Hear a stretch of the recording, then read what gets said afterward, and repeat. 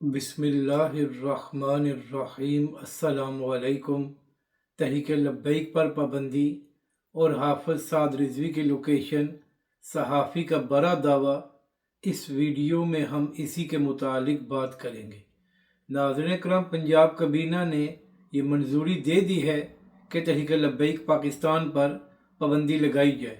अब पंजाब हुकूमत वफाकी हुकूमत से भी यही सिफारिश करेगी कि तहरीक लब्बैक पर पाबंदी लगाई जाए या तहरीक लब्बैक पाकिस्तान को बैन किया जाए।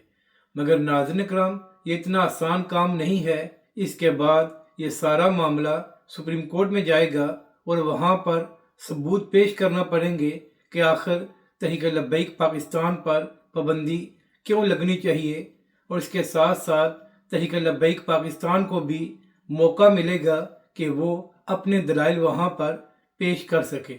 जबकि दूसरी जानब जब से सानिया मुरीद के हुआ है तो उसके बाद तहरीक लब्बैक की शूरा, हाफ़िज़ साद रिज़वी और उनके भाई गैब हैं और किसी को ये खबर नहीं है कि वो कहाँ पर हैं और किस हालत में हैं।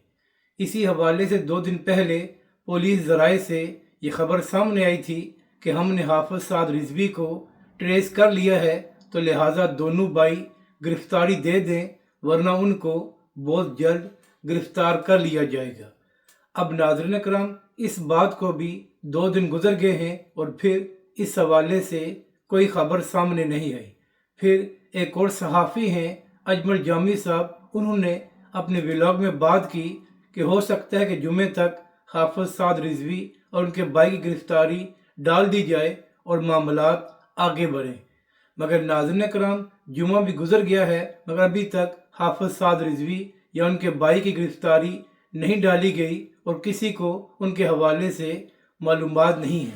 और फिर नाज़रीन करम, मंसूर अली खान साहब ने अपने व्लॉग में बात करते हुए कहा कि हाफ़िज़ साद रिज़वी के ट्रेस के हवाले से जो खबर सामने आई थी, तो उस हवाले से ज़राए का कहना यह है कि हाफ़िज़ साद रिज़वी और उनके भाई मुबैना तौर पर आज़ाद कश्मीर के किसी इलाके में हो सकते हैं।